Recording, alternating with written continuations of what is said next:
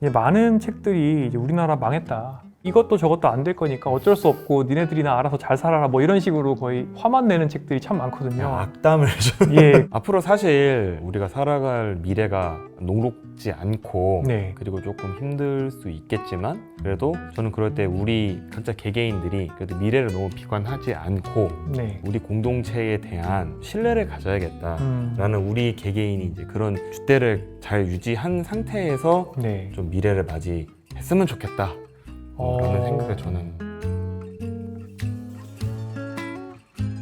안녕하세요. 어서오세요 노년내과의입니다. 우리나라의 미래에 대해 명확하게든 어렴풋하게든 비관적으로 내다보시는 분들이 참 많은 것 같습니다. 저출생 문제, 또 고령화, 지역소멸, 외교 안보, 식량 위기, 뭐 이런 문제들이 산적해 있죠. 나름의 해결책들도 제시가 되고 있는데요. 제가 그동안 답답했던 것은 사실 이렇게 엮여 있는 문제들 속에 보다 깊숙이 원인을 조망하는 분들이 드물었다는 겁니다. 우리나라의 의료나 돌봄 같은 많은 문제들이 그동안 우리나라가 사회 자본을 쌓아올 어떤 여지나 시간이 너무 부족했기 때문이다 하는 생각을 많이 하고 있었는데요. 특히 어디서나 사람값을 굉장히 또 아끼려 들고 또 사람을 갈아 넣는 그런 관행들이 기본값이기도 하다는 생각들이 있었습니다. 그런 면에서 제가 의문스러워하던 부분들을 한 방에 뚫어주는 책이 있었는데요. 자살하는 대한민국의 저자이신 김현성 작가님 모시고 이야기 듣겠습니다. 안녕하세요, 작가님. 네, 안녕하십니까. 네, 이렇게 초대 응해주셔서 정말 감사합니다. 초대해 주셔서 감사드립니다. 네, 요즘 아이돌 보시느라고 굉장히 바쁘시다고 들었습니다. 네, 이제 아이가 이제 막 되짚기를 오늘 성공을 해서 굉장히 저도 기쁜 마음으로 스튜디오에 왔는데요. 네, 아마도 또 책에서 쓰신 여러 가지 문제들을 이제 실전에서 경험을 하시게 되시겠네요. 그렇죠. 제가 사실 책에서 이제 얘기했던 뭐 어떤 저출생, 뭐 이제 한국의 미래 이런 문제들을 제가 많이 얘기를 했지만 사실 이제 저도 얼마 전에 아이를 출생을 했고 또 그 아이는 제가 책에서 논했던 이제 미래의 대한민국을 또 아무래도 살아가야 되는 이만큼 제가 얘기했던 그런 문제들에 대한 관심이 요즘에는 더 깊어지는 그런 시간이 되고 있는 것 같아요. 네, 그러실 것 같습니다. 자, 그러면 일단 아버지가 되셨고 네. 그거 말고도 간단하게 시청자분들 네. 위해서 자기소개를 좀 부탁드려도 될까요? 네. 시청자 여러분, 안녕하십니까. 자살하는 대한민국을 집필한 김현성 작가라고 하고요. 저는 이제 예전에 약 10년 정도 금융권에서 일을 했다가 지금은 어떤 스타트업에 다니면서 작가 일을 병행을 하고 있습니다. 자살하는 대한민국이라는 책은 그 제목이 약간 자극적일 수 있지만 요 단어만큼 우리나라의 현실을 잘 설명을 할 수 있는 그런 개념이 없는 것 같아서 제가 이렇게 제목을 적었다, 뭐 이렇게 봐주시면 괜찮을 것 같아요. 네, 사실 자살이라는 게 그동안 살면서 겪은 안 좋은 사건들이 차곡차곡 쌓인 결과, 그 결과로 마지막에 나타나는 어떤 최종적인 산물로 보기도 하는데요. 그렇다면 이 한국, 우리나라가 자살하고 있다, 이것도 사실은 한국이 가진 모순이 쌓인 결과로 생각을 해볼 수가 있겠는데요. 혹시 작가님께서도 이런 것들을 의도하고 제목을 정하신 건가요? 의도는 있었다라고 우선 말씀을 드릴 수 있겠고요. 근데 교수님 말씀 들으면서 생각을 해보니까 다중적인 이유 때문에 한국이 추락하는 길로 들어섰다, 이제 약간 요런 의도는 아니었고 정확하게는 사실 그 저출생이라는 게 결국 인구가 감소하면서 공동체가 물리적으로 축소가 되어 가고 있잖아요. 요새 한국의 젊은이들이 뭐 결혼도 안 하고 뭐 애도 안 낳고 뭐 증세에 대해서 반대를 하고 이제 이런 것들이 각 개인에게 있어서는 다 합리적인 선택인데 요게 하나로 합해졌을 경우에 결국 나라의 미래를 우리 스스로 어둡게 만드는 이제 그런 과정을 우리가 겪어가고 있는 거잖아요. 사실 그래서 한 사회가 미래가 어두워짐에 있어서 보통 전근대에는 외침이라든지 뭐 어떤 이런 이제 이유에 있어서 공동체의 흥망이 결정이 됐는데 한국은 굉장히 특이하게도 21세기 들어서, 그러니까 현대 사회에 들어서 최초로 그 공동체 내부의 사람들이 이제 자기 공동체를 스스로 물리적으로 소멸케 하는 길을 걸어가는 그런 유니크한 사회가 아닌가라는 생각을 해서 이제 자살이라는 제목을 정했는데 제가 또 교수님 말씀을 듣고 보니까 제가 책에서 지적을 했던 뭐 고물가라든지 아니면은 정부가 인색하게 자원을 활용을 한다든지 사람을 갈아 넣는다든지 이런 모순점들이 또한 서너 개 정도 누적된 결과 공동체의 자살이라는 결론이 나온 거 아닌가. 저는 이렇게도 생각할 수 있겠다는 생각을 했어요. 그렇군요. 네, 여기서 우리가 조금 더 깊숙이 들어가 보면 좋을 것 같습니다. 네, 알겠습니다. 네, 이 책이 발간 일주일 만에 중세에 들어갔다고 합니다. 축하드립니다. 감사합니다. 지금은 조금 오래 지나긴 했어요. 네. 많은 사람들께서 사실 한국의 미래에 대해서 부정적이라고 생각하던 것들이 또 있어서일 거라고 저는 생각을 해봤는데요. 있는데요. 네. 그 근거로는 또 굉장히 심각하게 또 나빠지고 있는 뭐 올해 7월 달엔 잠깐 좀 반등하는 것처럼 보였지만요. 이런 네. 저출산이 흔히 제시가 되고 있습니다. 자, 그런데 방금 말씀 주셨던 것처럼 저출산만이 원인이 아니다라고 보셨고 네. 또 여러 가지가 또 섞여 있다. 네. 그리고 또 저는 사실은 이런 것들이 연쇄를 또 많이 만들고 있다고 생각하고 있는데 이런 것들에 대해서 조금 더 자세히 말씀을 해주시면 감사하겠습니다. 일단 이제 한국 사회의 미래가 어둡다라고 했을 때 사람들이 얼른 생각하기에는 우리 사회의 미래가 어두운 이유는 저출산이다 라고들 보통 말씀을 하시는데 저는 이제 그 명제에 대해서는 조금 다른 견해를 지니고 있습니다. 저는 저출산은 원인이 아니라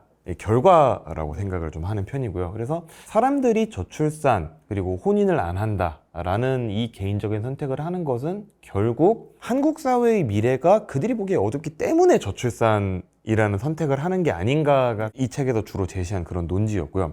그렇다면 결국 무엇이 한국 사회를 어둡게 만들었기에 사람들이 저출산의 길로 점점 가고 있는가를 우리가 얘기를 해봐야 되지 않겠습니까? 아무래도. 그래서 책에서 제시를 했던 거는 일단 첫 번째, 한국은 물가가 너무 높다라는 얘기를 먼저 했었고요. 그리고 그 물가 중에 특히 식료품 물가가 굉장히 높다라는 말씀을 드렸어요. 두 번째는 한국은 굉장히 불균형이 심한 나라다라는 주제를 가지고 두 가지 말씀을 드렸는데 일단 그 첫 번째 불균형은 이제 지역적 불균형이 있을 수가 있겠죠. 한국은 전 세계에서 수도권 집중이 제일 심한 국가다.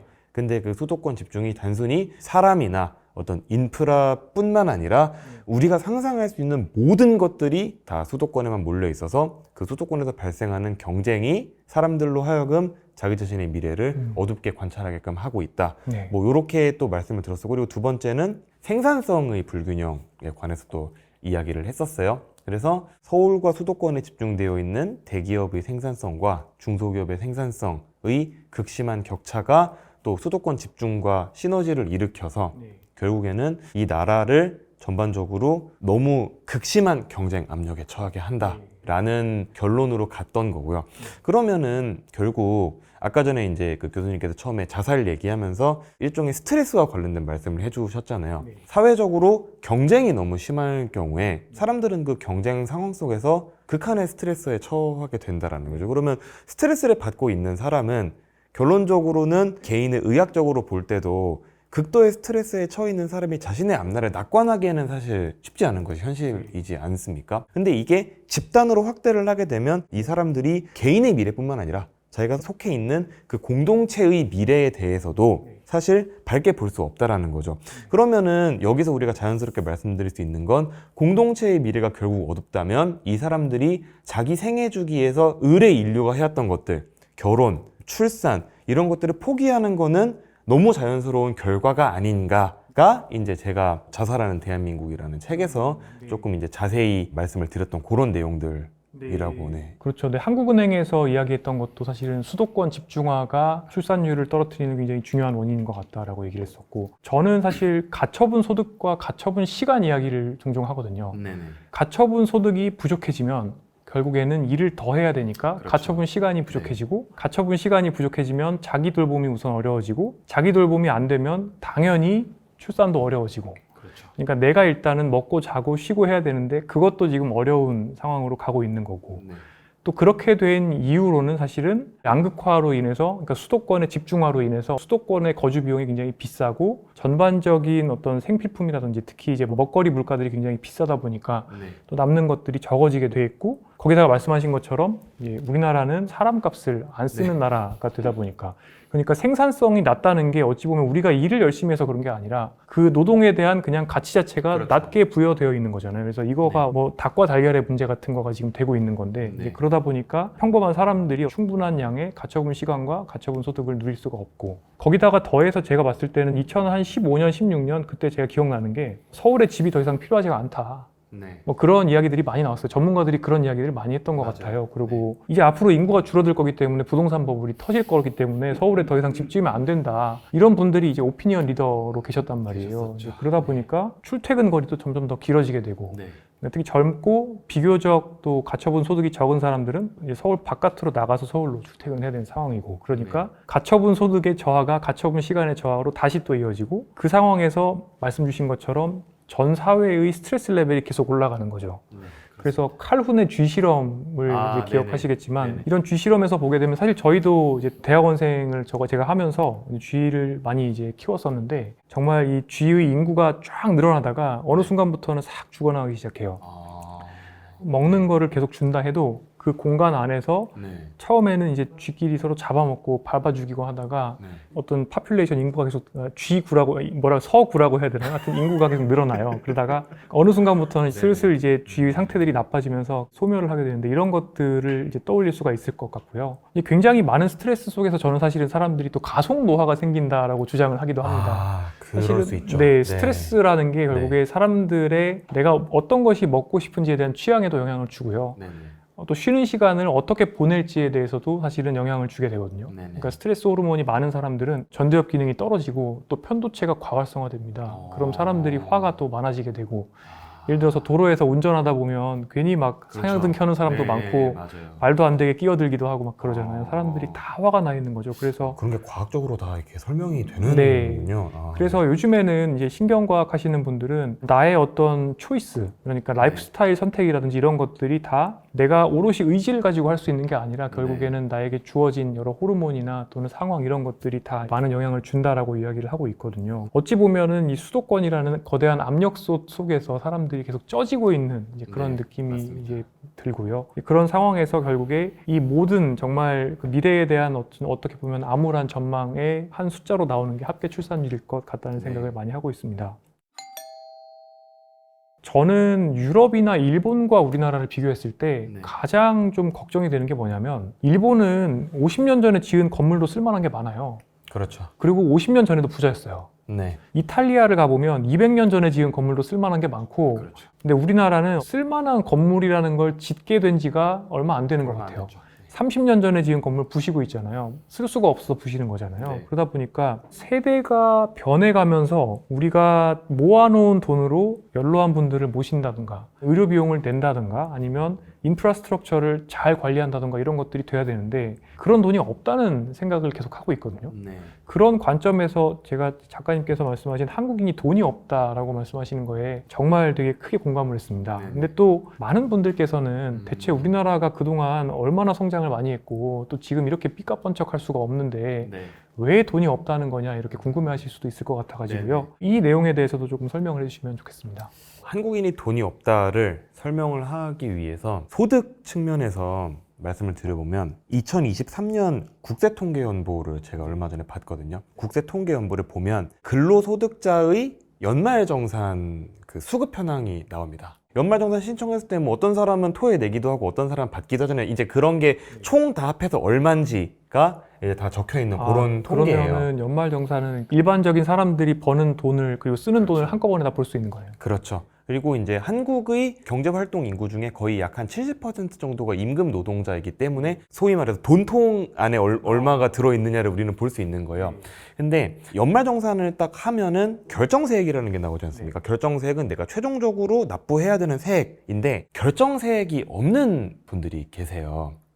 결정세액이 없는 분들이 계시는데 비중이 33.6% 정도 됩니다. 이게 가장 최신 통계인데 어떻게 뭐 인구 10명 중에 4명이 세금을 안 내는 나라가 있을 수 있겠느냐라고 분기탱천을 하시는 분들도 계세요. 그렇군요. 근데 결정세액이 없는 분들을 쪼개보면은 굉장히 우리가 비참한 현실을 발견할 수 있는 게 2023년 국세통계연보 기준으로 결정세액이 없는 임금 노동자는 총 690만 명입니다. 690만 명인데 그 중에 연소득이 1,000만 원 이하이신 분, 그러니까 월 말고 연소득이 1,000만 원 이하이신 분이 442만 명이에요. 그러니까 사실 대부분 인구죠. 690만 명 중에. 그게 이제 이전 소득은 뺀 거니까. 이전 소득은 뺀 건데 이전 소득은 사실 별도로 이제 과세를 하게 되잖아요. 1,000만 원 이하인 사람이 440만 명이고 2,000만 원 이하인 사람이 290만 명이거든요.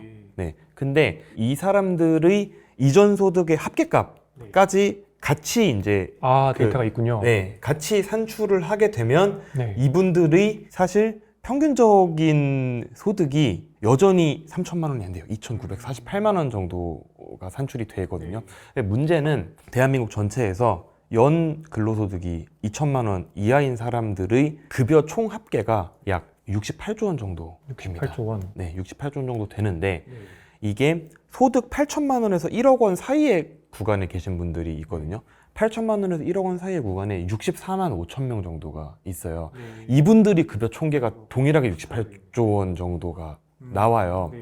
그래서 사실 한국인이 돈이 없다라고 얘기를 했을 때 사람들이 우리나라가 이렇게 잘 살게 되었는데 왜 너는 우리나라가 돈이 없다라고 얘기를 하냐라고 이제 말씀하시는 분들이 많지만 실제로 저희가 조세 통계를 보면 임금 근로자라는 분류 자체가 임금 소득으로 자신의 생활을 유지하는 사람을 얘기를 하는 거거든요. 근데 저소득 상황에 처해 있는 사람들이 이미 그렇게 많고요. 그러면은 그 이상 되는 사람들은 가처분 소득이 충분하냐? 라고 보면은 그렇지가 또 않은 게 중산층으로 옮겨 생각을 해보면 넘베어라는 도시 생활 물가 비교 사이트가 있습니다. 그 비교 사이트에서 세계 주요 도시들을 구매력과 평균 생활 비용으로 놓고 쭉 하면은 이제 서울이 10등 안에 들어가거든요.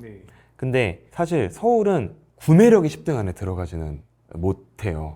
구매력이 10등 안에는 들어가지 못하는데 생활 물가는 10등 안에 들어가고 요거를 달러로 환산해서 미국 뉴욕을 100으로 놓고 계산을 하면 서울의 구매력이 약 83.5 정도가 나옵니다. 근데 생활 비용은 거기서 67점 몇 정도가 나오거든요. 그러면 이게 정확한 계산은 아니지만 단순히 구매력에서 총 생활 비용을 빼면 약 17 정도가 남는다고 우리는 볼 수가 있는 거잖아요.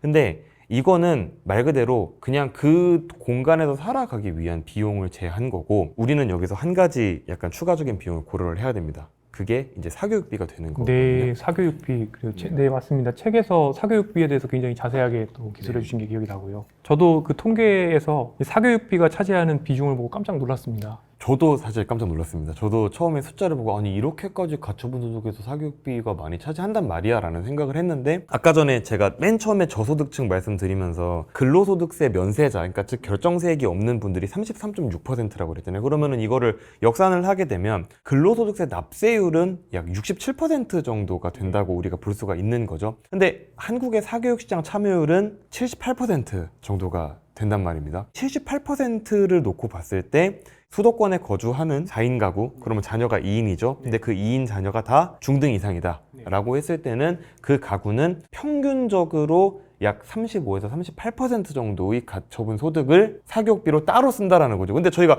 앞에서 계산을 했잖아요. 83.5 빼기 67은 약 한 17 정도 남는다. 거기서 38%를 따로 쓴다면은 그러면은 사실은 아이들이 중학교, 고등학교 가기 전에 모아놓은 돈을 뽑아서 쓰거나 아니면 마통으로 쓰거나. 그렇죠.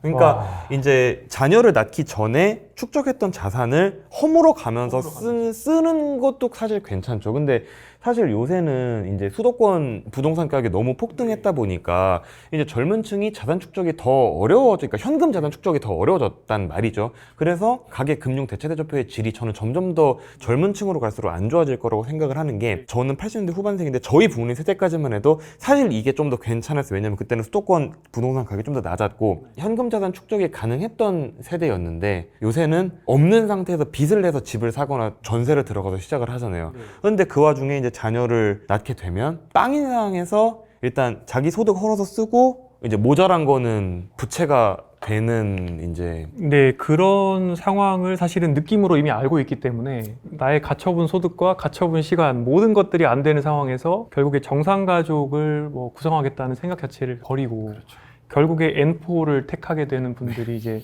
사실은 옛날에는 이제 3포, N4 얘기를 신기하다고 우리가 했는데 지금은 어찌 보면 그게 이제 디폴트가 된 거잖아요. 정상가족 형성을 안 하는 게 사실은 통계만 봐도 이미 그 정상가족이라는 게 원래는 엄마, 아빠의 애 둘인데 지금은 오히려 굉장히 마이너리티가 되어버렸잖아요. 뭐 작년 같은 경우에는 이제 맞벌이 비중이 사실은 외벌이보다 더 많아진 해가 되었고 그래서 우리나라에서 아이를 키운다라는 건 사실은 누가 한 명이 집에 계속 있어줘야 되는 그런 일들이 필요하고 제가 항상 문제 삼고 있는 게 복지라는 게 항상 이렇게 이빨이 빠져 있거든요. 그러니까 노인 복지도 그렇고 아이들의 복지도 그렇고 예를 들어서 코로나 때 기억을 우리가 해보면 정말 전교 6학년에 한 명만 확진자가 있으면 갑자기 애들이 다 우르르 집으로 오는 거죠.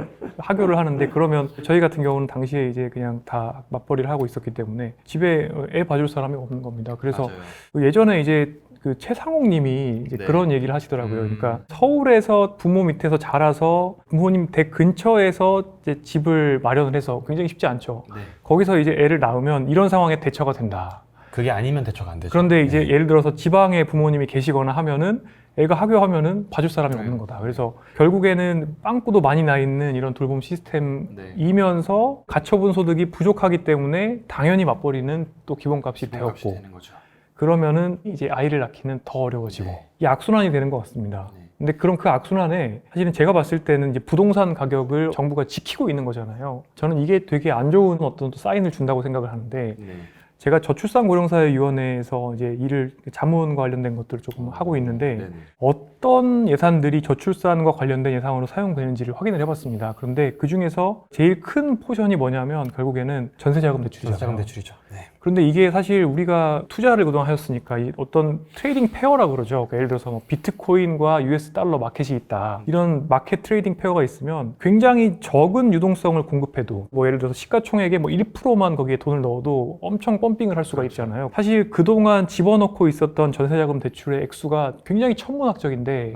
전세가 매매를 바치고 결국에는 계속해서 주택 가격을 부양을 해준다고 생각을 하고 있거든요. 네네. 싱가포르 같은 나라랑은 다른 게 거기서는 HDB에서 집을 싸게 줘서 그냥 줘버리잖아요.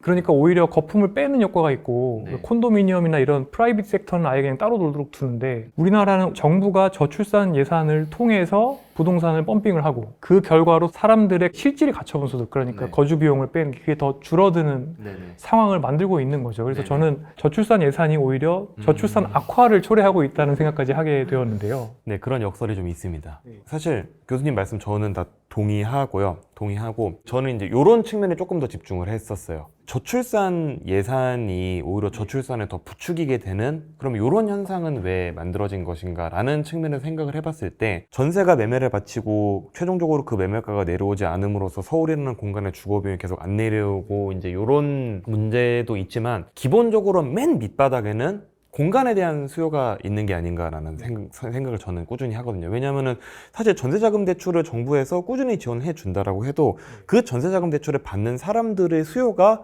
전국에 만약에 고루 나눠져 있다라고 한다면 사실 우리는 수도권 집값에 크게 걱정을 할 필요는 없는 거거든요. 근데 정부가 전세자금 대출을 지원을 해주는데 그거를 받은 10명 있으면 그 10명이 모두 서울 수도권에 가서 거주를 하려고 하니까 사실 이제 그 지역의 거주 비용이 더 상승을 하게 되는 거잖아요. 저희가 아까 전에 얘기를 했지만 가장 큰 저출산 대책은 결국 저는 수도권 집중 해소라고 생각을 하는데, 10년, 20년 전보다 오히려 지금이 수도권 집중은 더 악화가 되어 있는, 악화되었죠. 계속 악화되고 있고 그런 상황이란 말이죠. 인구의 절반 이상이 수도권에 살고 있고, 그렇습니다. 가구 수도 수도권 내부의 가구 수는 계속해서 늘어나고 있죠. 네. 그래서 지방에 점점 더 희망이 없어지니까 요즘에는 뭐 공공기관 이런 데 가서 제가 말씀을 한번 나눠보면은 지방에서 뭘 해보려고 해도 할 수 있는 게 별로 없다는 말씀들을 요즘에 많이 하세요. 이게 뭐 이제 좀 나이가 있으신 분들 얘기 들어보면 그래도 2000년대 뭐 중후반 2010년대까지만 해도 지역에서 뭘 하려 그러면은 하려고 하는 사람들이 있었는데 요즘에는 정말로 너무 나이 드신 분들밖에 없어서 아예 할 수 있는 게 하나도 없다. 10년 전에 내려갔을 때 50대가 청년회장을 한다고 우리가 심각하다 이랬는데 15년 뒤에 가보니까 그분들이 그대로 65세인데 아직도 청년회장 하고 계신다. 지금 그렇다고 하더라고요. 근데 이제 우리나라가 과거에 뭐 정권에 가리지 않고 이 서울공화국을 해소하기 위해서 추진했던 어떤 정책들이 뭐 가령 혁신도시라던가 이런 것들이 있었는데 사실 그게 어떻게 보면은 실패를 했죠. 네, 실패를 했고 또 최근에는 혁신도시를 그냥 시골에 공공기관 몇 개를 가져다 놓고 공무원들 보고 내려가라고 하면 공무원분들은 상명하복을 해야 되니까 결국 가야 되는데 그걸로는 결국 그 혁신도시 주변에 있는 농어촌만 공동화가 되고 전혀 뭐 지역 균형에는 도움이 안 되는 그런 결과를 우리가 20년 동안 본 이후에야 그러면은 빨리 광역권 위주로 철도 깔고 메가시티를 해야 되겠다라는 방향으로 이제 이게 2010년대 후반부터 추진이 급하게 됐는데 뭐 코로나 닥쳐오면서 또 정부의 재원은 코로나 대책에 들어갔었고 지방자치제를 저희가 또 하다 보니까 지방 권력이 바뀌면 또 아젠다도 바뀌고 뭐 이런 현상이 반복이 되면서 중앙에서 과감하게 추진을 저는 해야 되는 내용이라고 생각을 하거든요. 네. 그런데 이것도 돈이죠. 그렇죠. 네. 이것도 결국 돈이 되는 거죠. 네, 그래서 돈이 들어가야 되는데 우리나라는 돈이 없고 세금 낼 사람도 적고 그리고 사실 생각해보면 또 지금 정부가 서울 집값을 지키려고 사실은 하는에서도 이러지도 저러지도 못하고 계속 있잖아요. 그래서 이런 것들도 어찌 보면은 지금 은퇴하시는 연배의 분들이 돈이 없어서 집 하나 말고는 돈이 없고 그렇죠. 또 캐시플로우가 없고 네. 그러다 보니까 그걸 지켜야 되고 이러지도 저러지도 못하는 캐치 22 상황이라고 하잖아요. 네, 또는 뭐 맞습니다. 스테이터스 쿠어 뭐 여러 가지 표현이 있겠지만 그런 교착 상황에 지금 걸려 있는 것 같은데 뒷부분에서 이 얘기를 할까 하다가 조금 더 앞으로 먼저 이 얘기를 다루고 싶다는 생각이 들었는데요. 네. 결국에는 그래서 국채를 발행을 해야 된다. 아, 네네. 이 모든 문제를 해결하려면 돈이 필요하기 때문에 네. 또 한국 사람이 비트코인이나 이런 거 말고 국채를 투자하게 만드는 수밖에 없다라는 제언을 하셨어요. 네. 그리고 국가가 재정을 통해서 케인지안적인 방법이잖아요. 맞습니다. 그래서 이 문제들을 해결을 해야 된다라고 하셨는데 사실 시청자분들께서 좀 놀라실 수도 있을 것 같아요. 왜냐하면 이제 정부에 돈을 쥐어주면 결국에는 뭐 혁신도시나 네. 그동안 괴랄한 산물들이 나왔다는 것을 또 네. 알고 계시고 또 저도 이제 지방 강연도 가고 또 회의를 하러 가보면 원 도심, 구도심은 완전히 이제 슬럼화가 되고 또 그렇다고 혁신도시가 또 번성하는 것도 아닌 애매한 상태로 사실 지방이 기름진 지방이었는데 지금은 굉장히 메말라가는 그런 느낌을 많이 받거든요. 그래서 이런 케인지안적인 방법이 또 제가 걱정되는 건 우리나라는 기축통화국이 아니기 때문에 네. 환율이 취약하고 네. 돈을 찍으면 우리나라 원화는 뭐 굉장히 휴지가 될 가능성도 있을 것 같다는 생각이 드는데 네. 어떻게 하면은 우리나라에서 돈을 찍어서 내부에서 돈을 돌려도 인플레이션도 안 일어나고 네. 양극화의 악화도 피할 수 있고 지금 우리가 걱정하는 문제도 해결을 할 수가 있을까요? 우선은 아까 전에 돌봄 의료 쪽 말씀하시면서 이빨이 빠져있다라는 표현을 쓰셨잖아요. 저도 그 표현에 굉장히 공감을 한 게 한국은 기본적으로 사회보장제도를 대부분 아웃소싱을 주고 있습니다. 네, 역사적으로 어쩔 수 없는 선택이기는 했어요. 왜 그러냐면 한국 복지제도의 시작이 한국 전쟁 시기에 전쟁고아가 많이 발생을 했잖아요. 근데 그 전쟁고아들을 선진국 선교단체들이 유엔군이랑 같이 들어와서 이제 전쟁고아 복지 사업을 펼친 게 한국 복지 사업의 원형이 됐고 일단은 우리는 그렇게 했었어야 됐거든요. 그냥 땅 사진 이렇게 하나 들고 거북선 모형 들고 가서 정주영 회장이 우리는 이런 민족입니다.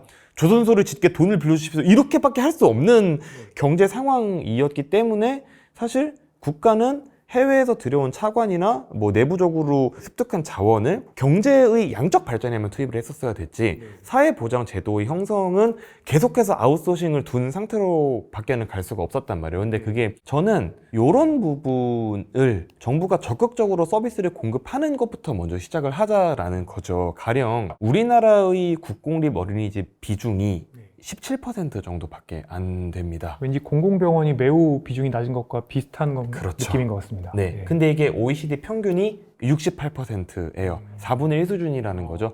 근데 한국은 또 보육도 중요하지만 앞으로는 교수님 그 전문 분야랑 직접적으로 연관되는 분야일 건데 노인이 엄청나게 늘어날 거잖아요. 장기 요양 관련된 것도 사실은 다 민간의 외주를 그렇죠. 주고 있는 셈이죠. 네. 근데 국공립 요양시설 비중은 0.3%밖에 안 되거든요. 그러니까 어린이집은 오히려 나은 거고 이런 부분들을 국가가 적극적으로 나서서 균등한 품질의 서비스를 제공을 하는 수준부터 시작을 한다면은 저는 이거는 인플레와 직결되지는 않는 문제로 보고 있어요. 왜 그러냐면 저도 이제 사실 저희 애기가 태어나자마자 맨 처음 한 게 국공립 어린이집 영세반 대기열부터 넣는 거였거든요. 그거 거의 임신하자마자 바로 넣어도 쉽지 않죠. 네. 근데 이게 요즘에는 제도가 바뀌어가지고 네.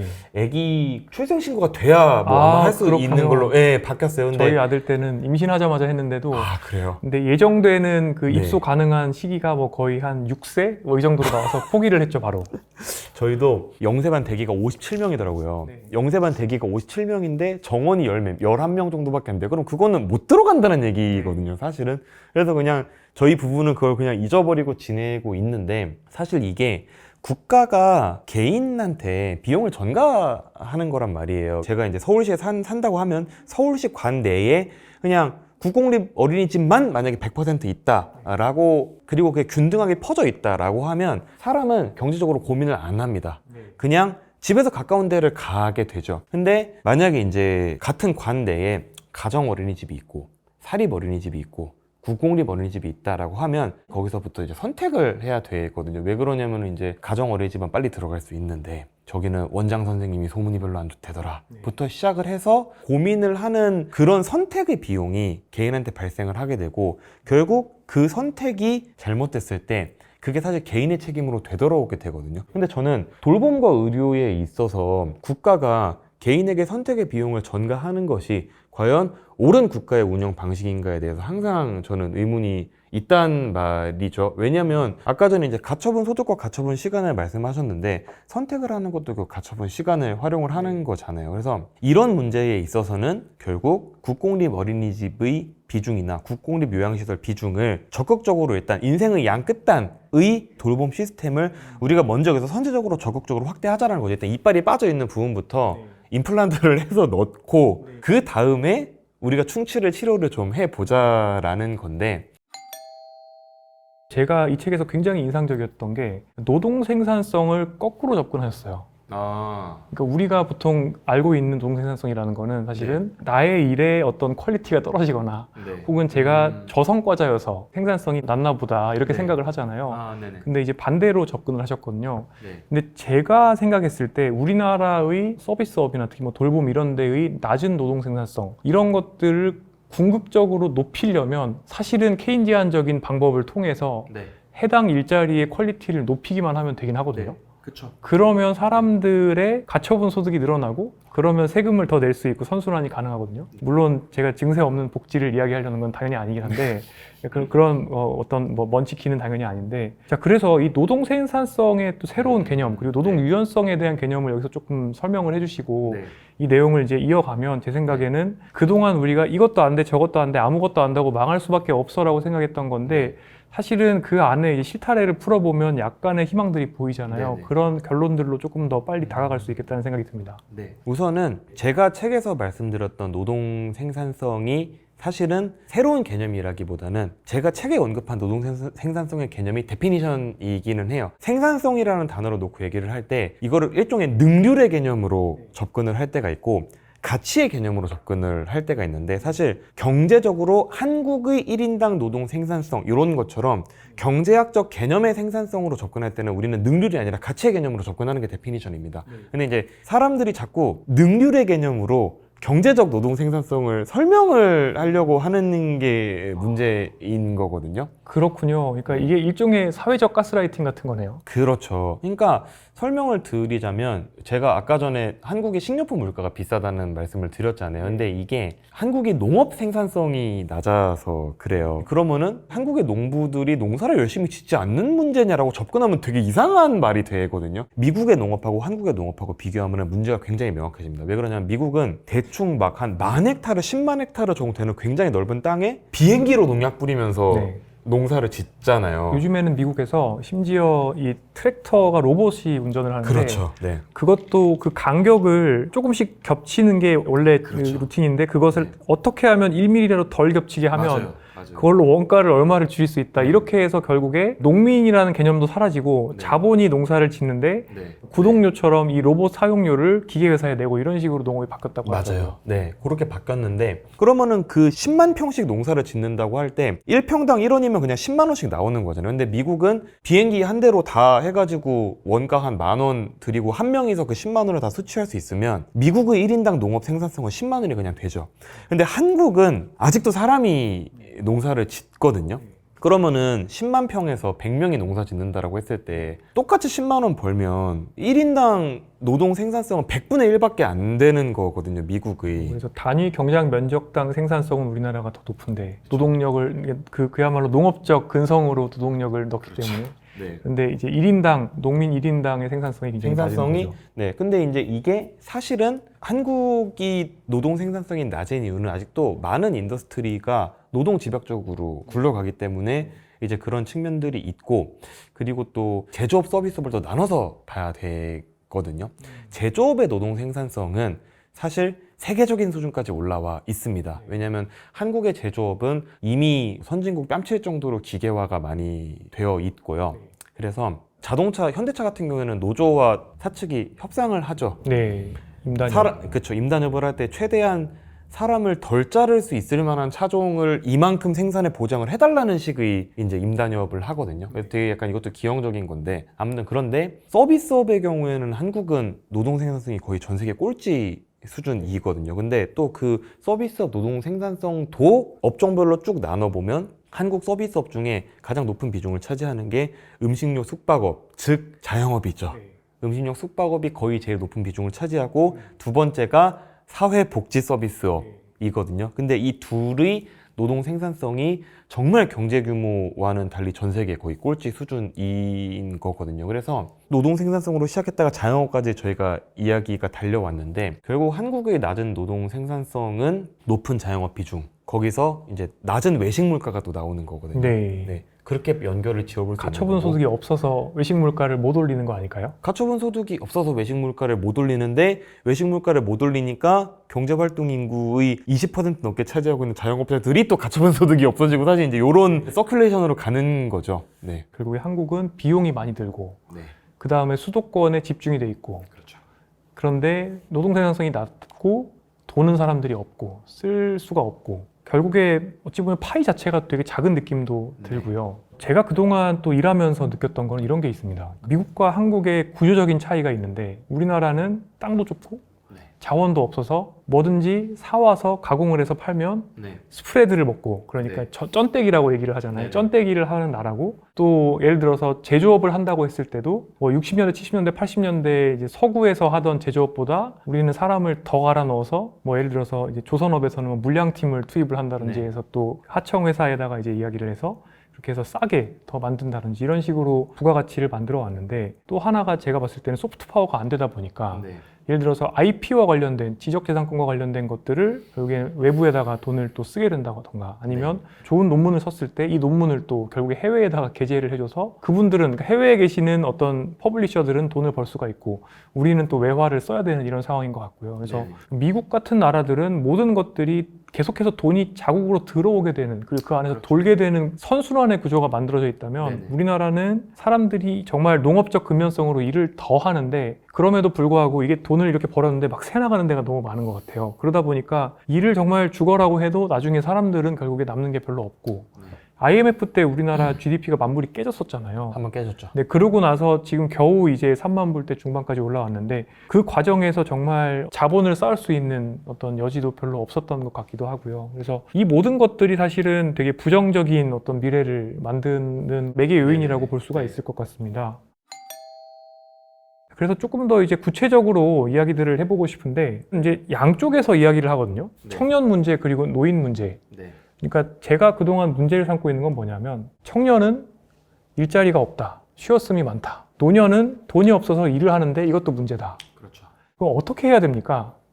사실은 이제 그 제가 칼럼을 썼던 내용도 보면 결국에 경쟁이 너무 치열하다 보니까 첫 직장을 갖게 되는 나이도 계속 올라옵니다. 맞습니다. 그리고 결혼을 하는 시점도 미뤄지고 그렇죠. 그러니까 첫 번째 엄마가 되는 시점도 뒤로 이렇게 미뤄진 거죠. 그러다 보니까 생물학적으로 아이를 낳기는 더 어려워지게 되겠고요. 근데 언제부터인가 그런 생각을 했어요. 그냥 우리의 생애 주기가 고무줄처럼 쭉 늘어났기 때문에 옛날에는 70년 살던 게 100년을 살게 됐기 때문에 사실은 마인드셋을 아예 바꿔버리면은 청년 문제도 노인 문제도 없는 게 아닐까. 예를 들어서 노쇠하지 않고 일할 수 있는 기간이 점점 더 늘어난다라고 보면 조금 더 오랫동안 공부를 하지만 훨씬 더 오랜 기간 동안 일을 할 수 있거든요. 이런 관점은 어떻게 보세요? 저는 개인적으로 저 자신의 미래를 점칠 때는 교수님께서 말씀하신 관점과 거의 유사한 식으로 생각을 하긴 합니다. 아, 나는 칠순까지는 일해야 되지 않을까 라는 생각을 하는데 관점을 바꾸는 것만으로는 해결할 수 없는 문제가 결국 수급 개시 시점이라는 게 우리가 정해져 있는 거잖아요. 인구가 처음에는 요렇게 돼 있다가 이제 요렇게 올라가는 과정에서 필연적으로 30-40년 정도는 고려청자처럼 되는 거잖아요. 인구가 요 청자의 바디를 요 밑에 그 넥 부분이 저희 세대입니다. 그쵸. 네, 저희인데 다 부양을 해야 되는 그 20-30년이 있는 거거든요. 그 20-30년을 지나가고 나면 사실 괜찮아진다는 말씀을 하시는 분들도 많아요. 가장 사실 힘든 세대는 그러면 사실은 자제분이잖아요. 그렇죠. 네. 그래서 저는 일을 더 많이 해야 되고 제가 아까 전에 국채를 발행을 하자 그리고 이제 그 국채를 자국민이 사게 하자라고 말씀을 드리는 것도 이 인구가 많은 세대가 본인들의 문제는 본인이 해결을 하고 가야 된다라는 저는 관점에서 그렇게 말씀을 드린 거예요. 청년들이 공부를 오래 한다라는 거는 결국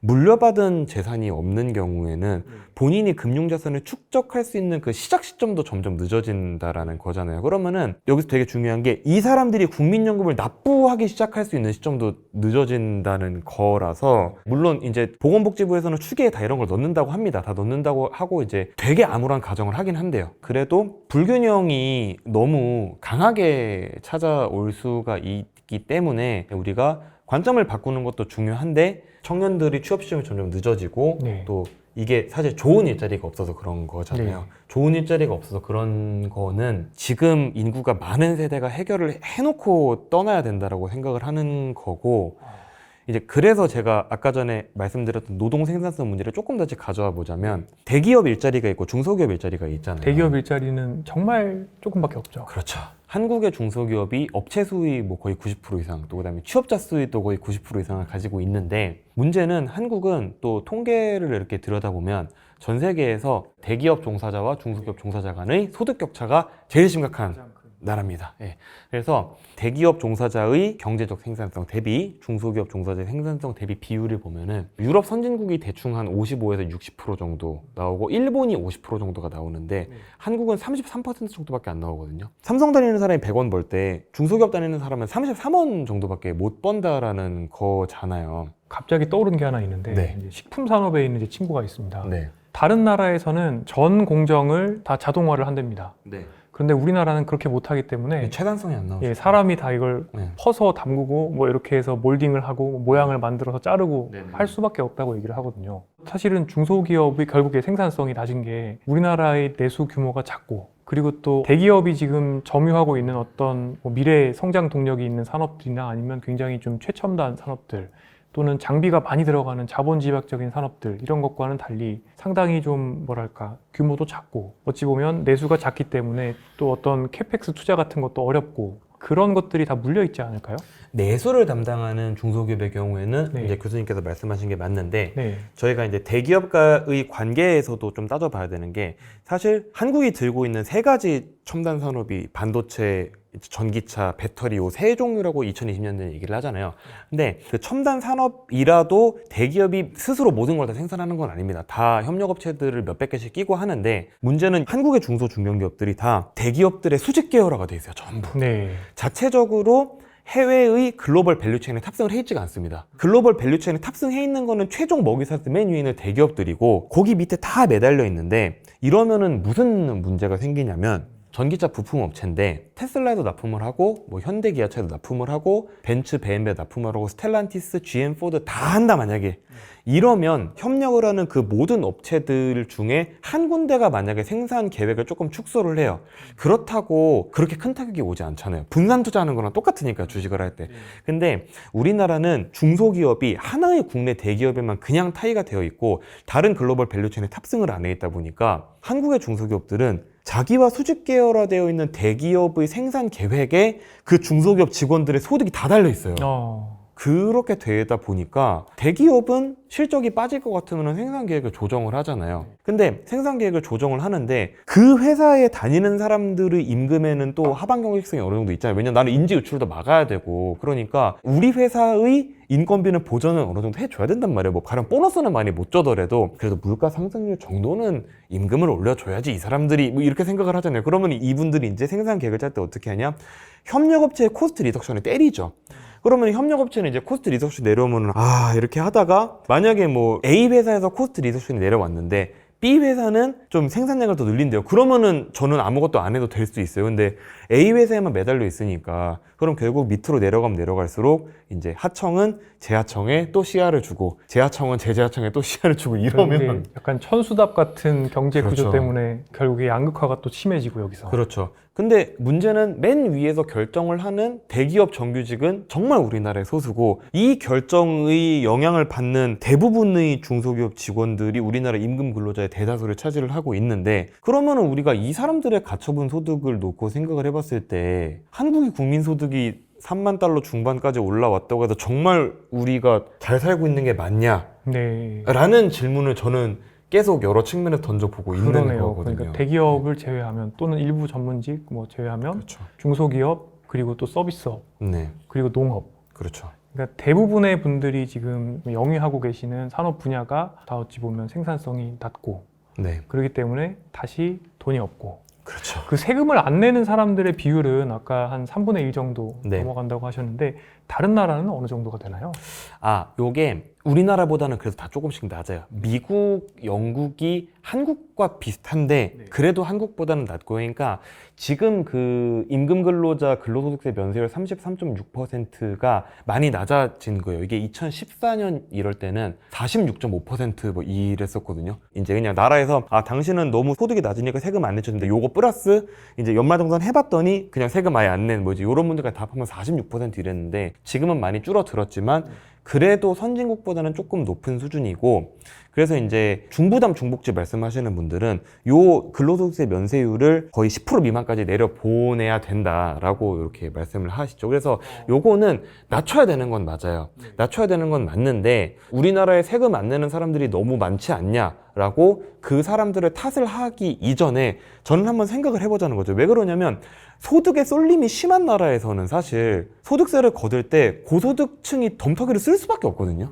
나라가 어쨌든지 간에 운영을 하는데 기본적인 고정 비용이 들어가는데 이 나라에서 돈을 많이 버는 사람들은 되게 조금밖에 없고 많은 사람들이 돈을 조금밖에 못 벌면 증세를 하는 입장에서는 결국 고정비를 메꾸기 위해서는 고소득자한테 덤터기를 사실 씌울 수밖에 없는 이제 그래서 상황이 사실은 되죠. 이 세율 급간 구간이 네네네.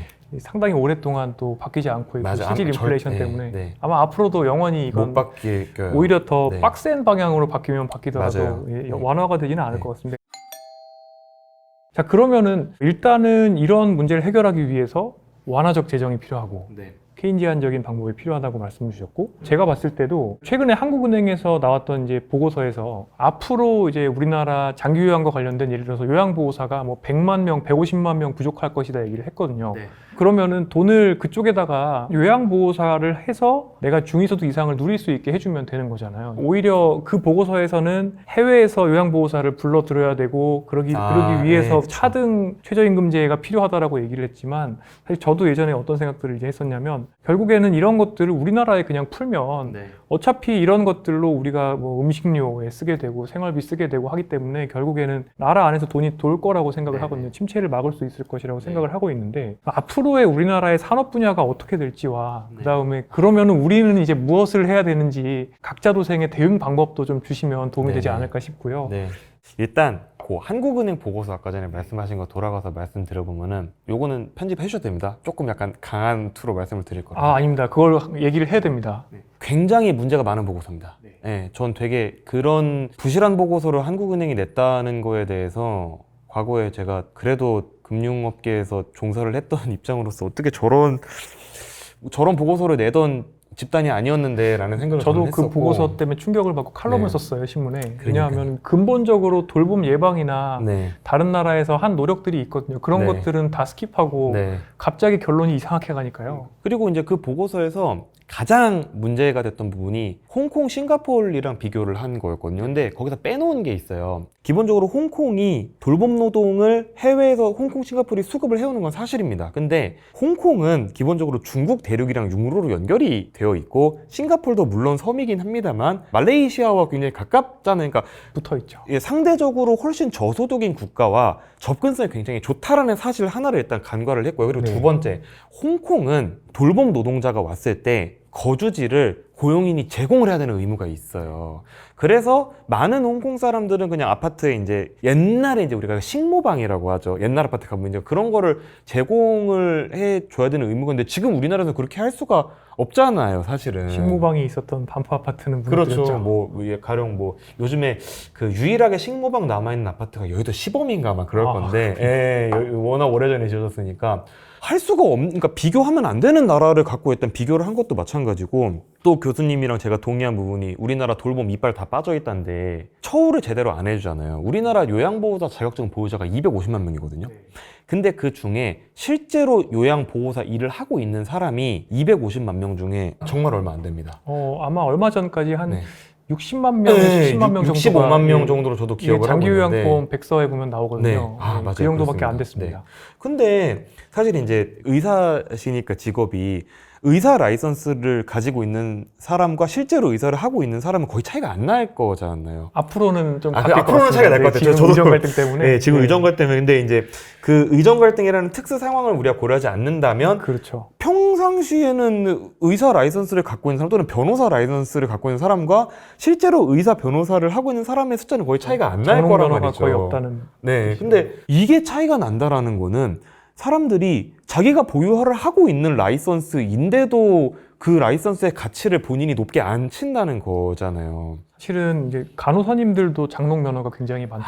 그렇죠. 그러니까 네. 결국에 사람값을 쳐주지 않는 분야가 이런 네. 바이탈과라고 하는 소위 필수 의료과들도 네, 맞습니다. 네. 그 해당 전문의가 있으신 분들이 장롱으로 그걸 두시고 미용을 하는 분들이 많잖아요. 맞아요. 결국에 사람값을 안 쳐주는 네. 문제라고 저는 보고 있는데요. 또 의료 얘기를 하면 되게 웃긴 게 의사들은 되게 고소득이고 돈 많이 버는데 왜 막 수가가 낮다고 불평불만을 하냐라고 이렇게 얘기를 하더라고요. 근데 제가 이렇게 제 책에서도 의료 얘기를 했지만 한국은 기형적인 건 맞잖아요. 네. 왜 그러냐면은 이것도 사람들이 심평원에서 의사에게 의료 수가를 직접 정산을 해주는 걸로 좀 잘못 이해를 하고 있더라고요. 그렇죠. 그렇게 네. 생각할 수 있고 네. 그 의사가 올리는 소득이 사실은 그 사업체의 소득인데 그렇죠. 그걸 병원의 개인 소득인데. 소득이라고 생각하는 거죠. 근데 원래는 심평원에서 병원한테 정산을 해주고 네. 그 병원이 인건비 명목으로 의사한테 정산을 해주는 거잖아요. 근데 그렇죠. 저는 이런 얘기를 하면은 욕을 먹은 적이 있는데 사실 사람을 살리는 직업이고 또 오랜 시간 동안 교육훈련이 필요한 직업이 인건비가 낮다라는 건 사실 말이 안 되는 건데 우리나라는 또 복합적인 여러 이슈들이 있습니다. 그러니까 예를 들어서 그 리스크 프리미엄이라고 해야 될까요? 그러니까 미국 같은 경우에는 고위험 과들이 굉장히 연봉이 높습니다. 맞아. 엄청 높죠. 왜냐하면은 네, 그 엄청 높죠. 리스크에 대한 법적 리스크나 이런 것들이 네. 이제 산입이 되는 그렇죠. 거죠. 보상을 예, 해주는 거죠. 그럼 우리나라는 얼마 전, 불과 몇 년 전까지만 하더라도 의료소송이나 이런 것들이 굉장히 이례적인 사건이었기 때문에 그 응급의학이나 아니면 그 정말 고난도의 응급이나 흉부외과나 맞아요. 신경외과를 했을 때 100명 했을 때 뭐 3명이 죽는 수술이다. 그러면 설명을 드리고 그래도 안 하면 100% 죽는다. 합니다. 근데 그렇게 해서 3분이 돌아가세요. 그럼 이것에 대해서는 사실은 그동안은 그렇게 소송이 되는 건 아니었는데 요즘에는 그런 건 당연히 소송이 걸리고요. 심지어 요양병원에서 자연사를 하시는 경우에도 법적 브로커가 붙어서 소송을 거는 경우가 있기 때문에 어찌 보면은 기존하고 구조 자체가 그러니까 어떤 리스크 베네핏 구조가 바뀐 거예요. 지금은 그렇죠. 이제 금융하시던 분이니까 네. 말하자면 그 옵션을 저희가 매도하는 그런 구조가 되는 겁니다. 의사를 하는 상관은 거는 제한돼 있고 그렇죠. 예를 들어서 네네. 진찰료가 10,000원이면 이 환자를 10,000명을 보는 동안 내가 의학적 결정을 아무리 완벽히 해도 10,000명 중에 1명은 죽을 거 아닙니까? 그러면 나는 1억을 벌었는데 그 사망한 환자의 어떤 법적 비용이 그래서 10억을 물어주게 됐다. 그러면 마이너스 9억이면 이제 블랙스완이 한 번은 올 수가 있으니까요. 그래서 이 옵션적인 구조로 봤을 때 고위험 그런 진료과는 사실은 아무리 5억, 6억을 임금을 준다 해도 네네. 내가 그거를 3, 4년 하다가 법적 리스크를 한번 경험을 하고 나면 다 날아가는 겁니다. 그렇죠. 그러니까 이거는 맞아요. 조금 네. 더 다른 이런 문제들이 네. 있는 것 같습니다.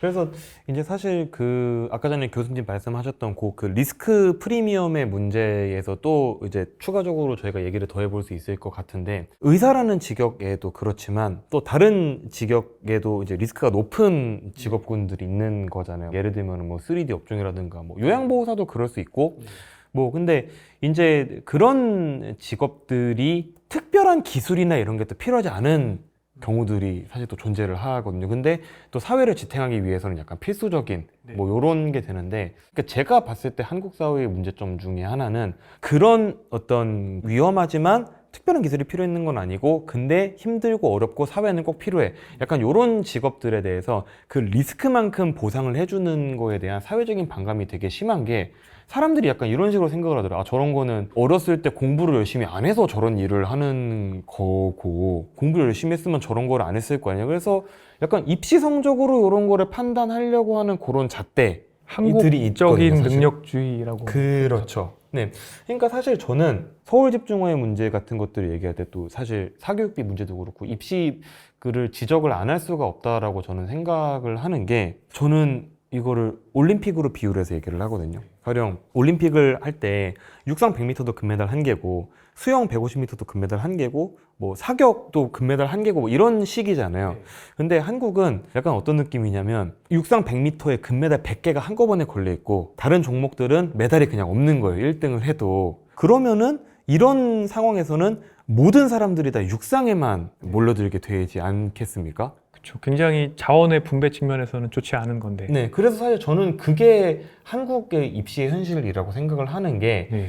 의대 교수님을 앞에 두고 약간 이런 말씀을 아, 드리기 저는 좀 의대 그렇게- 교수는 아닙니다. 네. 빠져나갈 그렇습니다. 구멍이 있습니다. 저는 그렇구나. 울산대 소속은 아니기 때문에 네네. 병원 소속입니다. 네, 그래도 제가 이제 그 의사 선생님을 앞에 두고 이런 말씀을 드리긴 네. 좀 뭐하지만 사실 그렇잖아요. 그러니까 저는 한국이 내수 시장의 사이즈가 제한적이기 때문에 어찌됐든지 간에 해외 수요를 창출해서 먹고 살아야 된다라고 생각을 해요. 심지어 유튜브를 하더라도 요즘에는 해외 구독자가 많은 사람들이 잘 되거든요. 그럴 수밖에 없는 네. 것 같습니다. 그리고 사이즈가. 사실 연예인을 하더라도 요즘에는 글로벌 런칭이 디폴트로 들어간다는 말이에요. 근데 이런 사회에서 한국에서 가장 이제 공부를 열심히 하는 사람들은 모두 의사를 목표로 한다라는 게 저는 이게 되게 약간 정상적이지 않다라고 생각이 돼요. 왜냐면 당연히 정상이 아닙니다. 나라는 수출을 해야 먹고 살 수 있고 근본적으로 나라는 더 글로벌해져야 되는데 우리나라에서 제일 똑똑한 사람들은 다 내수업종으로만 가려고 한다는 게 좀 이상하잖아요. 그래서 이제 저는 입시 경쟁이 우리나라의 미래를 어둡게 만드는 또 굉장히 중요한 하나의 문제라고 네. 생각을 하거든요. 책에서 황금 티켓 증후군이라는 네. 표현을 쓰셨어요. 그렇죠. 그래서 뭐 이 황금 티켓 증후군이 결국 대기업 정규직, 전문직 이런 몇 개 안 되는 아주 그냥 소수의 사람들이 경제적 생산성을 독점을 하는데 경제적 생산성을 독점하는 그 서클 안에 들어가려면 명문대라는 입시 티켓이 필요하고 그걸 위해서는 입시에서 고득점이 필요하겠죠. 네. 입시에서 고득점이 필요하려면은 뭐 강남의 뭐 시대인재학원이나 황소수학학원 이런 데를 가야 된다고 하는데 요즘에는 시대인재나 황소수학학원을 가려면 유치원 때부터 초등학교 고학년 선행을 해야 된다고 그런 것 같습니다. 하더라고요. 저는 그러니까 물론 저도 그렇고 이제 교수님도 그렇고 저희 80년대 생들도 사교육을 했었잖아요. 물론 사교육을 받았습니다. 뭐 근데 저희 때라고 사교육이 문제가 아니었던 건 아닌데. 물론 저는 비교적 학원을 많이 다니지는 않은 편인데 네네. 제가 기억이 나는 것이 저희 때도 대치동이 있었고 대치동 학원을 저는 한 번 딱 가보고 네. 약간 이렇게 충격을 받아서 이제 더 이상 못 가겠다 이게 그 그러니까요. 과학 학원을 네. 갔었는데 아, 약간 뭐 굉장히 충격을 받은 적이 네. 있었거든요. 그래서 그 이후로는 이제 안 가고 혼자서 공부를 했던 것 같은데요. 근데 아무튼 사교육이 과거부터도 문제였지만 근데 정말 사실 의대반 공부를 초등학교 저학년 때부터 해야 된다는 거는 사실은 제가 봤을 때는 그 아동학대일 수도 있습니다. 왜냐하면은 사실 네. 그 각자가 어찌 보면 그 생애 주기에 해야 되는 것들이 있는데 이제 예를 들어서 지금 작가님께서 말씀해 주신 것처럼 육상에 메달이 100개가 걸려 있기 때문에 일종의 이게 근데 엑셀 소팅하는 거랑 똑같거든요. 필터 걸어 소팅하는 건데 네네. 특정 시험 문제 포맷을 가지고 소팅을 하는 거잖아요. 맞아요, 그러다 맞아요, 보니까 맞아요. 사실은 어렸을 때 뭐 밖에 나가서 비타민 D도 합성을 해야 되고 그러니까요. 뼈 건강도 살려야 네. 되고 유연성도 길러야 네. 되고 해야 될 게 굉장히 많은데 이런 것들은 전부 다 기회를 거세해 버리고 네. 오로지 모든 애들이 고3 때 벌어지는 그 엑셀 소팅의 어떤 거기서 알고리즘 위에 필터, 들어가기 위해서만. 거기서 네네. 최상위권이 되기 위한 노력만 오름 하고 찾았- 있는 거잖아요. 네, 그래서 사실 이제 저는 나라의 경제적 생산성을 배분하기 위한 표준이 오직 입시 하나뿐이고 네, 그 표준이 하나뿐이니까 모든 사람들이 그 표준에 몰려들어서 경쟁을 하니까 그 표준 안에서의 룰이 어떻게 하면은 조금 더 한 사람한테라도 민원이 안 들어올까만 온 나라가 신경 쓰는 느낌인 거예요. 그래서 사실 수능 시험이라는 것도 결론적으로는 학생들의 학업 부담을 줄여준다는 명목하에 문항수가 계속 축소가 됐었잖아요. 근데 문항수가 축소가 되다 보니까 변별력이 떨어지고 변별력이 떨어지다 보니까 저 집 자식은 우리 자식보다 공부를 덜 했는데 뭐 변별력이 없었고 쟤는 의대를 가고 우리 애는 못 가고 이런 민원이 생기니까 킬러 문항이 생기고 뭐 이런 건데 그러다 보니까 킬러 문항을 또 학원들이 학습을 또 한다 그러더라고요. 그렇죠. 그러니까 이게 어떤 느낌이냐면 사실 우리나라가 경쟁이 너무 심하고 사회가 힘들다 보니까 사람들이 모든 걸 되게 지긋지긋해하는 것 같아요. 네, 그러니까 사실은 맞아요. 공부는 되게 재미있는 일인데요. 그렇죠. 어찌 보면 최소한의 공부를 하고 최고의 효율로 최고의 결과를 얻는 게 위너가 되는 거죠. 그렇죠. 저는 그냥 정말 공부가 직업이 되었기 때문에 네네. 공부라는 과정 또는 뭐 일이라는 과정에서 사람들이 도파민을 얻을 수 있는 방법을 사회 시스템 속에서 일찍부터 거세당하는 게 아닌가 싶고요. 맞습니다. 그러다 네. 보니까 사교육 시스템이나 이런 것들이 계속 번성하고 입시제도 자체도 사실 다면적으로 사람이 얼마나 정말 뭐 공부를 좋아하는지 또는 정말 얼마나 넓고 또 깊게 그 여러 가지 공부를 했는지 이런 것들을 보지는 않고 정말 무언가를 달달 더 외웠는지를 평가하는 시스템이 되는 게 아닌가 싶고요. 그런데 아까 제가 질문 드렸던 거 대답해 주셔야 될 게 남았습니다. 아, 그래서 우리는 어디로 나가야 합니까? 우리의 산업 구조가 나가야 될 방향과 사실 우리 개인의 웰빙도 중요한데 고압사회고 그 압력이 너무 심하고 우리는 이제 카룬의 쥐실험에 있는 쥐처럼 지금 되어 있는 거죠. 수도권에 살고 있고 그 상황에서 가처분 시간과 소득은 없고 저도 아들이 있고 아드님인가요? 따님인가요? 저도 아들입니다. 아들이 한 분 있으시고 네. 사실 제가 아들을 한 명 딱 낳고 나서 둘째 생각을 못 했어요. 왜냐하면 저는 옛날부터 사실 기후에 대해서 관심이 많았고 그 다음에 이제 매크로한 연구를 하다 보니까 네. 우리나라의 미래가 너무 이렇게 2012년, 13년 그때부터 그려지기 시작한 거예요. 저도 어찌 보면 저출산에 기여를 한 셈인데 옛날에는 2명을 낳는 게 이제 약간 네. 디폴트처럼 되어 있었으니까. 근데 도저히 이제 각이 안 나오는 겁니다. 그러다 보니까 이제 아이를 한 명을 이제 낳게 되었는데 펀드 매니저시기도 하셨고 매크로를 보시는 분께서 네. 또 이제 앞으로는 실전을 치르셔야 되는 분께서 네. 네. 제가 오늘도 어김없이 이 질문을 받았는데 제가 그 어떤 북토크를 가건 방송을 나온 강연을 가건 항상 그러면 우리는 어떻게 해야 합니까? 라는 질문이 항상 있었거든요. 오늘도 어김없이 네, 죄송합니다. 네. 아닙니다. 너무 궁금했습니다. 책에는 그 네. 내용이 없거든요. 그렇죠. 완화적 재정을 촉구하시고 있지만 사실 과연 그게 가능할지 뭐 이런 생각도 들고 가능하게 해야 돼요. 된다는 거는 동의하고요. 왜 그러냐면 사실 저는 날씨와 기후의 문제로 구분을 하거든요. 네, 우리 개개인이 날씨에는 대응을 할 수 있죠. 네, 가령 뭐 내일 너무 덥다 이러면은 그냥 옷을 얇게 입고 나가거나 시원한 데 있으면 되고 내일 비가 온다 그럼 우산을 준비해서 나가면 되잖아요. 근데 사람이 기후에는 대응을 할 수가 없어요. 대응할 수 있습니다. 근데 기후에 대응을 하려면 탄소 배출을 줄이거나 아니면은 기후 문제에 좀 더 많은 관심을 가진 리더를 선출을 해야 되는 거잖아요. 그렇기도 하고 네. 저는 사실은 미래는 개인이 만든다고 생각하거든요. 네. 개인의 미래 궤적이 모인 게 결국에 국가의 미래가 된다고 생각을 네. 하고 이제 이런 것들을 이제 국가 차원에서 개인들에게 제도를 부과하기도 하고 네. 또는 개인들을 넛지하기도 하는 그런 네. 나라들이 있는 건데 네. 그러니까 그래서 정치도 중요하긴 한데요. 네. 그럼에도 불구하고 기후라는 굉장히 매크로 스케일의 변화를 저는 개인이 모여서 이룰 수 있다라고 생각을 하고 있고 예를 들어서 제가 과도한 소고기를 먹는 건 별로 좋지 않은 것 같다 이런 이야기를 할 때 조금은 미래의 지구의 안녕에 대한 생각도 들어있긴 하거든요. 그러니까 제가 이제 그런 노력이 무의미하다라기보다는 가령 소고기를 조금 덜 먹는 100명이 있다라고 했을 때 그 사람들이 1년 동안 열심히 소고기를 안 먹어도 전용기 한 번 타면 사실 그렇죠. 물거품이 되는 근데 그럼에도 불구하고 교수님께서는 이제 네. 그런 개인들의 노력이 의미가 있다라고 보시는 거잖아요. 그런 것들이 네. 사실은 당연한 것이 되고 그러니까 네. 처음에는 이제 일부의 움직임이 되겠지만 그러다가 유행이 될 수도 있고 당연히 해야 되는 생활 양식일 수도 있고요. 그러니까 탄소를 많이 배출하는 게 네. 지금은 그 사람이 더 돈이 많고 위치가 높다는 것을 좀 상징하는 그렇죠. 그런 게 네. 되었지만 오히려 그런 것들이 사실은 부끄러운 일이다. 네. 이렇게 생각하는 게 사회의 기본적인 컨센서스로 네. 바뀔 수도 있는 거예요. 사람들이 어떻게 바뀌느냐에 네. 따라서. 그래서 저도 사실은 똑같은 종류의 말씀을 드리고 싶은 게 저는 개인이 할 수 있는 가장 훌륭하고 직접적인 일은 저는 국민연금을 신뢰하는 거라고 생각하거든요. 국민연금이 됐든 퇴직연금이 됐든 개인연금이 됐든 네. 저는 펜션이라는 이 경제적인 산출물을 우리가 한 사람이라도 조금 더 적극적으로 활용을 해야 된다고 생각을 합니다. 그래서 근데 제가 이렇게 얘기를 하면은 저랑 비슷한 전문성을 가진 사람 내에서 그 챌린지가 들어와요.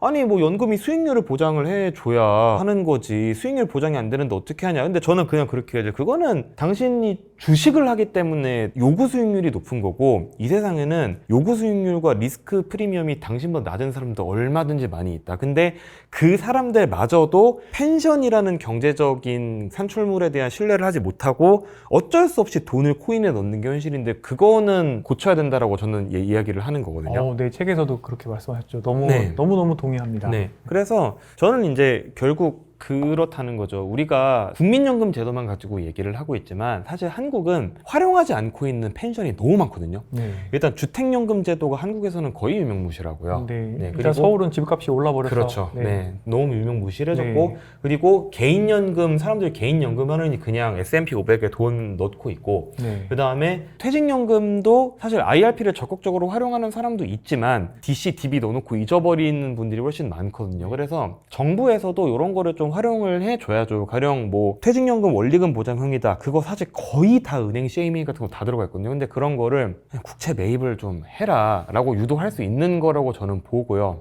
왜냐하면 제가 이렇게 얘기하면 누군가는 관치라고 하거든요. 근데 한국의 금융감독원은 이거보다 훨씬 더 야만적인 수준의 창구지도를 많이 합니다. 그냥 이제 그런 거에 비교하자면 퇴직연금을 대한민국 국채에 조금 더 넣자라는 주장은 사실 저는 굉장히 온건한 주장이라고 생각을 네. 하고 저는 그래서 항상 강연 다니거나 할 때마다 저는 그냥 거의 연금 전도사처럼 얘기하거든요. 정말로 여러분들 미국장에 여러분들 돈 넣는다고 팔자 고치는 거 아니니까 제발 개인연금 통해서 미국장에 투자하고 퇴직연금 적극적으로 IRP 같은 거 하시고 그냥 국민연금은 수급 개시 시점까지 그냥 잊어버리고 계셔라. 국민연금이 폰지 사기라고 말하는 사람이 제일 나쁜 사람이다라고 네. 저는 얘기를 해요. 네. 이게 기본적으로 결국 우리가 나중에 이 세대 불균형을 유지를 하기 위한 가장 밑바탕이 되는 재원이 펜션이거든요. 왜냐하면 이 사람들이 생계를 해결을 일단 해야 뭐가 되니까. 근데 거기에 대한 신뢰를 우리가 잊어버리게 되면 아무것도 못해요. 수도권 집중해서도 안 되고 뭐 입시 문제해서도 안 되고 아무것도 안 되는 거거든요. 그래서 이제 아까 전에 저는 기후 변화에 대해서는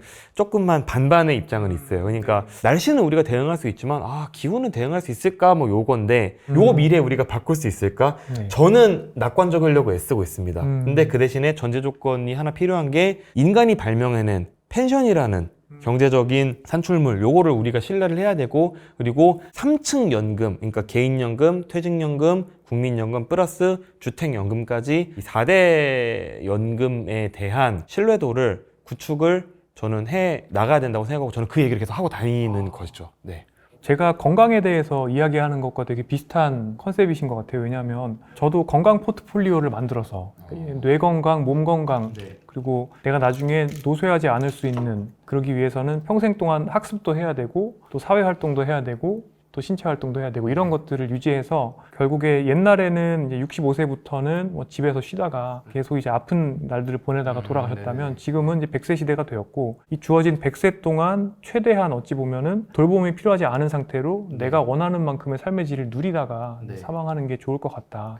근데 그러기 위해서 결국에는 일찍부터 나의 건강 상태를 관리를 조금 해야 된다. 옛날에는 젊어서는 그냥 뭐 대충 살아도 사실은 어차피 뭐 굵고 짧게 살아야지 뭐 이렇게 생각했는데 요새는 그렇게 하다가는 사실은 병치레를 그쵸. 너무 긴 시간 네. 하시게 되시기 때문에 네. 그런 말씀을 드리고 있는데요. 결론적으로 작가님 말씀도 이제 금융 또는 재정의 측면에서 3층 연금 그러니까 어떻게 보면 포트폴리오를 잘 만들어 놓고 내가 물론 금도 사고 또 석유 선물 롱도 잡을 수가 있고 뭐 네. 여러 가지를 해서 이제 그걸 할 수도 있지만 그걸 가만히 두고 있으면 국민연금에서 해줄 수가 있는 거기 때문에 그런 것들을 일단 가장 매크로한 것부터 일단 네네. 챙겨놓고 네. 그 다음에 또 세세한 것들을 하자 이렇게 말씀 주신 것 같습니다. 정말 너무 많은 굉장히 또 파격적이기도 한 이야기들도 해주시고 네. 또 구독자분들께서 많이 공감해 주실 말씀들 해주신 것 같습니다. 네. 자살하는 대한민국은 제가 하루 만에 책을 다 읽었고 그러고 나서 한 번 더 봤는데요. 네. 제가 예전에 지속 가능한 나이들미란 책을 쓴 적이 있습니다. 네네. 그 책을 쓰면서 사실 여러 가지 통계를 제시를 했었고 네. 그 당시 이제 여러 가지 그 통계들을 제시하면서 제가 드렸던 이야기들이 지금 이대로 그냥 우리나라가 가서는 결국에 미래가 지속 가능하지가 못하다. 네. 그렇기 때문에 개인 차원 또는 국가 차원에서 우리나라의 고령화를 지속 가능하게 만들기 위해서 해야 될 일들을 제가 얘기를 했었거든요. 네. 그 중에서는 사실은 가처분 시간을 높이는 일, 그 다음에 생애 주기적 관점에서 가처분 소득을 높여서 이전 소득에 대한 의존도를 조금이나마 줄이고 또 우리나라의 어떤 침체를 막을 수 있는 이런 것들을 이야기를 했었는데요. 제가 말씀드렸던 그 책에서의 내용을 조감의 입장에서 네네. 광범위한 입장에서 하지만 더 깊게 네. 굉장히 많은 양의 통계 데이터를 통해서 증명을 해주시고 굉장히 좋은 결론까지 내려주셨다고 생각을 했습니다. 마지막으로 혹시 또 저희 구독자분들께 하시고 싶은 이야기 있으시면 해주시면 감사하겠습니다. 네. 책에 있는 내용은 일단 다 말씀을 드렸던 것 같긴 하고 네. 그 말씀을 드리면 좋을 것 같아요. 그러니까 개인이 어떻게 살아야 하는지가 굉장히 혼란스러운 시대잖아요. 근데 또 지금 시대는 정보는 굉장히 넘쳐 흐르는 그런 시대지 않습니까? 네. 그래서 참 오히려 정보가 많아질수록 개인의 삶의 방향성은 더더욱 혼란스러워지고 뭐 그런 시대가 됐는데, 정보 과잉인 시대에는 어떤 정보를 내가 따라가느냐 보다는 결국 나 자신의 줏대, 원칙, 저는 이런 게 더 저는 중요하다라고 생각을 하고 있거든요. 네. 앞으로 사실 우리가 살아갈 미래가 녹록지 않고 네. 그리고 조금 힘들 수 있겠지만, 그래도 저는 그럴 때 우리 각자 개개인들이 그래도 미래를 너무 비관하지 않고 네. 앞으로 이제 우리가 더 잘 살아나가기 위해서는, 그리고 뭐 우리 아이들의 미래를 위해서는 우리가 우리 공동체에 대한 신뢰를 가져야겠다라는 우리 개개인이 이제 그런 줏대를 잘 유지한 상태에서 네. 좀 미래를 맞이했으면 좋겠다 라는 생각을 저는. 너무 좋은 마무리입니다. 너무 좋은 마무리네요. 제가 사실 책을 보면서 느꼈던 게 이제 많은 책들이 이제 우리나라 망했다. 네. 그리고 이것도 저것도 안 될 거니까 어쩔 수 없고 니네들이나 알아서 잘 살아라 뭐 이런 식으로 거의 화만 내는 책들이 참 많거든요. 악담을 좀. 예, 그런 책들이 굉장히 많은데 네. 작가님 자살하는 대한민국, 물론 제목은 굉장히 무섭지만 사실 책 내용을 보면서는 굉장히 따뜻한 시각이 느껴졌거든요. 네. 그러니까 결국에는 사람들이 덜 고생했으면 좋겠고 네. 덜 아팠으면 좋겠고 뭐라도 어쨌든 간에 조금 더 나아졌으면 좋겠다는 생각들이 이제 기본적으로 깔려 있고, 그런 과정에서 현재의 문제들을 이제 다 다뤄주시는 다고 저는 생각을 했고, 그래서 마지막 코멘트까지도 정말 너무 이제 좋은 말씀이신 것 같습니다. 그래서 이 영상 시청해주신 분들께서도 항상 건강하시고 여러 가지 어려운 상황에 있지만 또 항상 정말 작가님께서 말씀하신 것처럼 어떤 중심을 가지고 멀리 보고 네. 인생을 설계해 보시면 어떨까 하는 생각이 들었습니다. 시청자분들께 이렇게 긴 영상 시청해 주셔서 감사드린다는 말씀 전하면서 저는 또 다음 시간에 또 재미있는 분들과 함께 여러분들 찾아뵙도록 하겠습니다. 감사합니다.